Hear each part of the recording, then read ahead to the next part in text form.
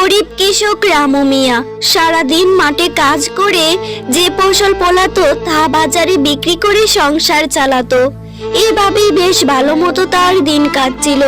কিন্তু হঠাৎ একদিন আকাশের বুক চিরে ঝড় তুফান বয়ে এলো, আর সেই ঝড় তুফানে তার পুরো ফসলের জমি ডুবে যায়।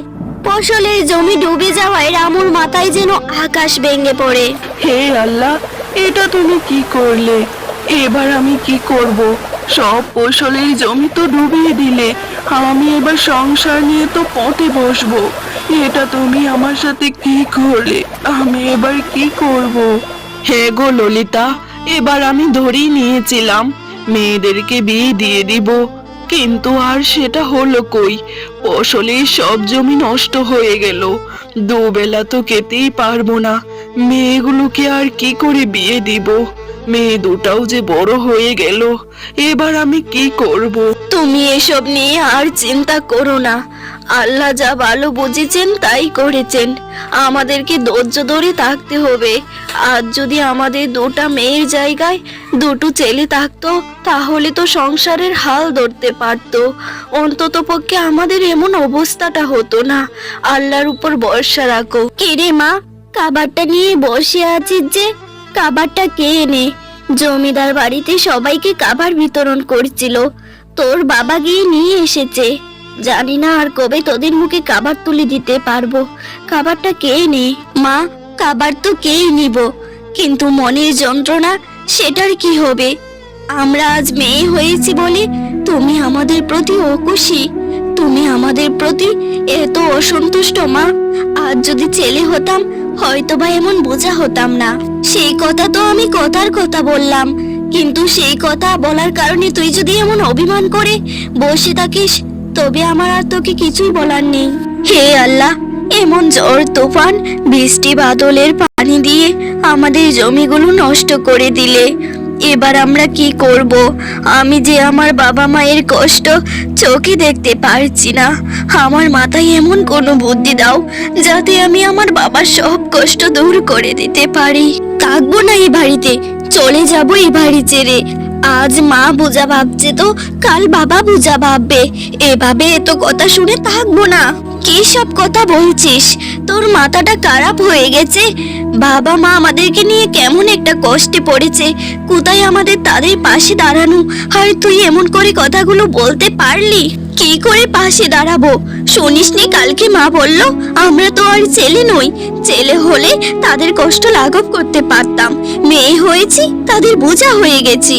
তুই যেভাবে বুঝেছিস মা সেভাবে কথাটা বলিনি। মা যেটা বলেছে সেটার মাহাত্ম্য তুই বুঝতে পারবি না, তাই শুধু শুধু বক বক করিস না। আমাকে ঠান্ডা মাথায় ভাবতে দে, কি করে বাবার পাশে আমরা দাঁড়াবো। এই মানুষটার কষ্ট আমি আর চোখে দেখতে পারছি না।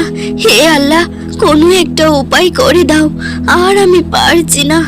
যে মানুষটা আমাদের জীবিকা নির্বাহ করত, আজ সে ক্ষুধার জ্বালায় নিজেই কাতর হয়ে পড়ে আছে। তোরা এখানে বসে বসে কি করছিস?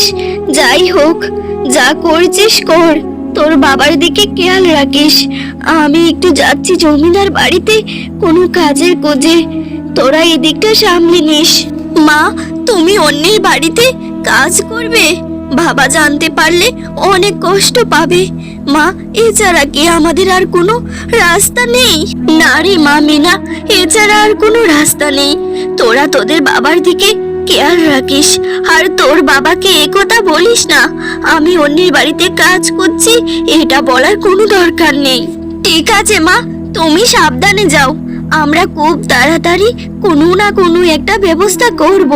তোমাকে আর অন্যের বাড়িতে বেশি দিন কাজ করতে হবে না। আরে ললিতা, এটা শুধু নামেই জমিদার বাড়ি। এখানে কোনো কাজের লোকের দরকার নেই। নিজেদেরই এখন কাজ করতে হবে অন্যের বাড়িতে। কেমন কোলাঙ্গার সন্তান! তোর তো ছেলে নেই, বেঁচে গেছিস। আমাদের ছেলে কি করেছে জানিস? সব সম্পত্তি নিজের নামে লিখিয়ে নিজের বউ বাচ্চা নিয়ে শহরে চলে গেছে, আর আমাদেরকে একটাও কানাকড়ি দেয় না।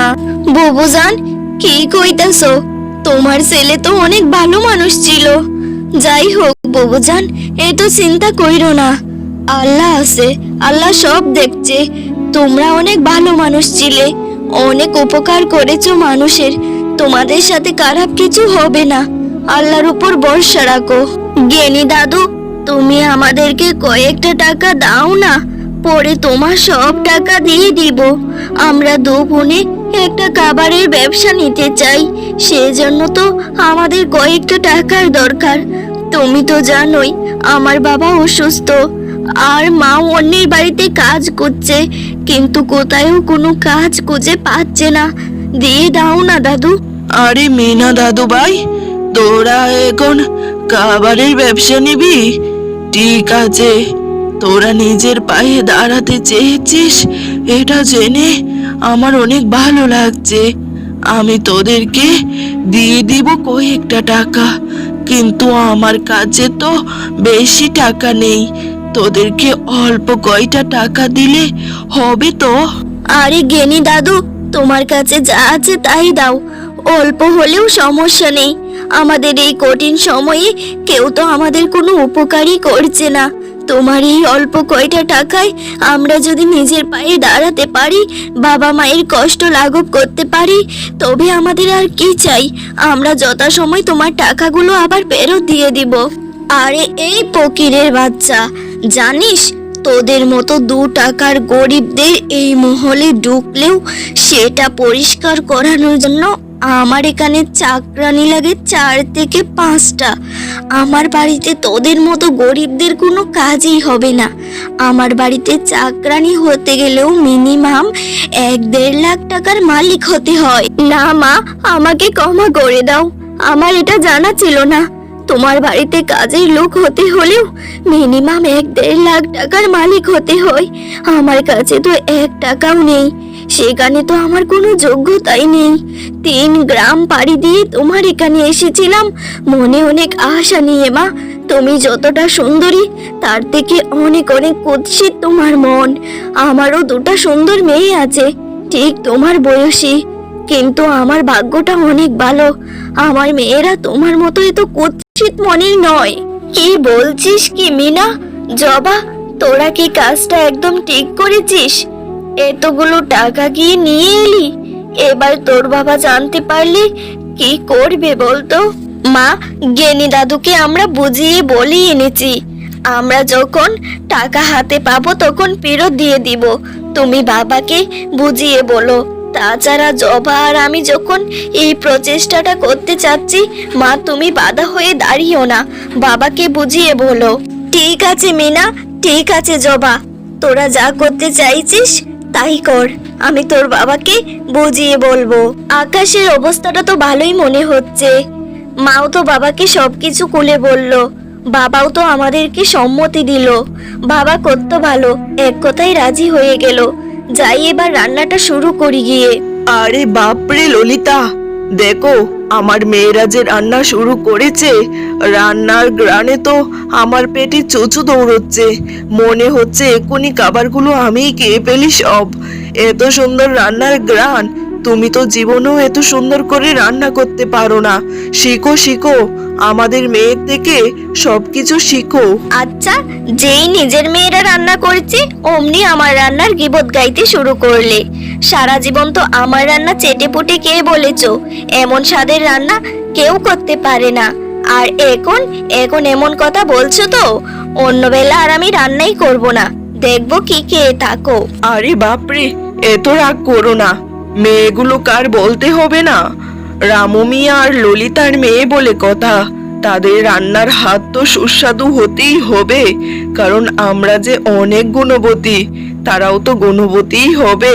দেখো, তোমরা সবাই ঠিক মতো দাঁড়াও, আমরা তোমাদের সবাইকে খাবার দিব। এই খাবারগুলো তোমাদের জন্যই এনেছি, তোমাদের কাছে বিক্রি করব না তো কার কাছে করব? তোমরা এরকম চিল্লা পাল্লা করো না, এক এক করে সবাইকে খাবার দিব। লাইন ধরে দাঁড়াও। জবা আর মিনা এভাবেই প্রতিনিয়ত খাবার বিক্রি করতে লাগলো। তাদের খাবারের এতই স্বাদ ছিল যে লোকের লাইন লেগে যেত, আর বেশ ভালোই দামে বিক্রি হচ্ছিল। বাহ, মাত্র কয়েকদিনই আমার মেয়েদের নাম ডাক তো গ্রাম চড়িয়ে শহরেও চলে গেছে। আমার মেয়েরা তো খুব ভালো রান্না করে আর অনেক ভালো বিক্রিও হচ্ছে। দেখলে ললিতা, উপরওয়ালা কত সুন্দর করে আমাদের এত কষ্টের দিন দূর করে দিল। আমার মেয়েরাও প্রতিষ্ঠিত হয়ে গেল। হে গো হে, সবই দেখলাম। আল্লাহ চাইলে সবই সম্ভব। সবই যে আল্লাহর মেহনত। আল্লাহর উপর সব সময় শুকরিয়া আদায় করতে হবে। দেখুন, আমরা বাইজাক শহর থেকে এসেছি। আপনার মেয়েদের রান্নার স্বাদ অতুলনীয়। আমরা অনেক নাম ডাক শুনেছি এবং টেস্টও করেছি, সত্যিই অসাধারণ। আপনার মেয়েরা যদি আমাদের হোটেলে কাজ করে অনেক অনেক টাকা দিব। আপনার মেয়েদেরকে আমাদের সাথে শহরে পাঠিয়ে দিন। না না ম্যাডাম, আপনারা শহর থেকে এসেছেন বুঝতে পেরেছি, কিন্তু আমার এই দুটা মেয়ে ছাড়া আর কেউই নেই। আমরা সুখী পরিবার। আমরা আমাদের দুটা মেয়েকে ছেড়ে এখানে কিছুতেই থাকতে পারবো না। আপনি অন্য কিছু বলুন, এটা বলবেন না। আপনাদের যদি আমাদের মেয়েদের দ্বারা রান্না করানোর এতই ইচ্ছে জেগে থাকে, তবে আপনারা আমাদের মেয়েদেরকে বলে যান কি কি রান্না করতে হবে। এরপর ভ্যান গাড়ি অথবা ট্রাক পাঠিয়ে দিবেন। আমার মেয়েরা সব খাবার সেখানে তুলে দিবে। আমি নিজে দাঁড়িয়ে থেকে সব খাবার তুলে দিব। আর আপনাদের কোনো চিন্তা করতে হবে না। আমার মেয়েরা ওখানে গিয়ে খাবার রান্না করতে পারবে না। আমার মেয়েরা যে আমার কলিজা, ওদেরকে ছেড়ে আমি এখানে থাকতে পারবো না। ঠিক আছে, আমরা বুঝতে পেরেছি। আপনারা আপনাদের মেয়েদেরকে হাতছাড়া করবেন না। তবে বাইজাক শহরের সবচাইতে নামকরা হোটেল মা বাবার দোয়া, সেটার নাম তো নিশ্চয়ই শুনেছেন। সেই হোটেলেরই মালিক আমরা। আমরা চাই আপনাদের মেয়েদের হাতের খাবার সেই সারা হোটেল জুড়ে থাকুক। আমরা ওখান থেকে ট্রাক পাঠিয়ে দিব। আপনারা খাবারগুলো সবকিছু প্যাকেটিং করে পাঠিয়ে দিবেন। এর জন্য আমরা আপনাদেরকে অ্যাডভান্স 5 লক্ষ টাকা দিয়ে যেতে চাই। আপনাদের কোনো আপত্তি নেই তো? ধন্যবাদ ম্যাডাম, এত বড় হোটেলে কাজ করার সুযোগ করে দিলেন। আপনাদের মতো ভালো মনের মানুষরা আছে বলেই আমাদের মতো গরিবরা মাথা গোঁজার ঠাঁই পায়। এরপর হোটেল মালিক তাদেরকে 5 লক্ষ টাকা অ্যাডভান্স করে দিয়ে যায়। দেখলে ললিতা, এমন সুসন্তান বাংলার প্রতিটি ঘরে ঘরে থাকা উচিত। আমার মেয়েরা কি সুন্দর আমার পাশে এসে দাঁড়ালো। আমার মেয়েরা আমার বোঝা নয়, আমার গর্ব। আর আমাদের কি দুর্ভাগ্য, আমাদের বাংলার প্রতিটি ঘরে ঘরে এমন কতগুলো কুসন্তান আছে যারা শুধুমাত্র নিজেদের কথা ভাবে। বাবা মায়ের কথা ভাববার তো তাদের কোনো দরকারই পড়ে না। আমার মেয়েরা আমার গর্ব।